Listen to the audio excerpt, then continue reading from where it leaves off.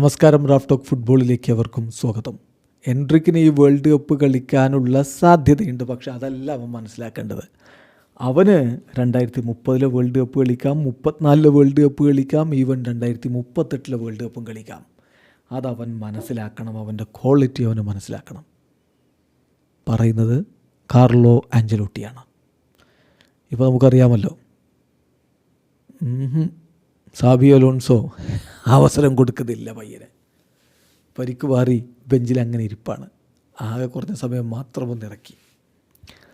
അപ്പോൾ അതുകൊണ്ട് അടുത്ത വേൾഡ് കപ്പിൽ സാധ്യത ഇല്ല എന്ന് മനസ്സിലാക്കി എൻട്രിക്ക് ഇതാ ജനുവരി ട്രാൻസ്ഫർ വിൻഡോയിൽ എങ്ങനെയും ഒളിമ്പിക് ലിയോണിലെത്തണം എന്ന ആഗ്രഹത്തിലാണ് നിൽക്കുന്നത്.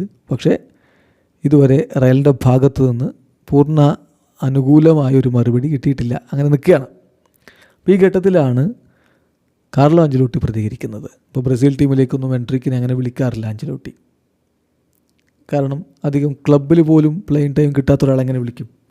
അപ്പോൾ ആഞ്ചലോട്ടി പറയുകയാണ് എൻട്രിക്കിൻ്റെ കാര്യത്തിൽ, ഞാൻ അവനുമായിട്ട് ഈ സീസണിൻ്റെ തുടക്കത്തിൽ സംസാരിച്ചിരുന്നു. അപ്പോൾ അവൻ ഇഞ്ചുവേർഡായിരുന്നു, ഇപ്പോൾ അവൻ തിരികെ വന്നിട്ടുണ്ട്.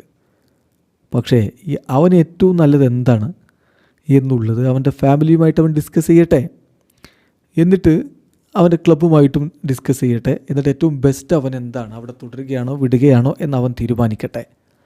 പക്ഷെ അവൻ മനസ്സിലാക്കേണ്ട ഒരു കാര്യമുണ്ട്, അവൻ വളരെ ചെറുപ്പമാണ്. ഇപ്പം ഈ വേൾഡ് കപ്പ് അവൻ്റെ ലാസ്റ്റ് വേൾഡ് കപ്പ് ഒന്നുമല്ല, ഇത് കളിക്കണം എന്ന രൂപത്തിൽ അവൻ നിൽക്കേണ്ട കാര്യമില്ല.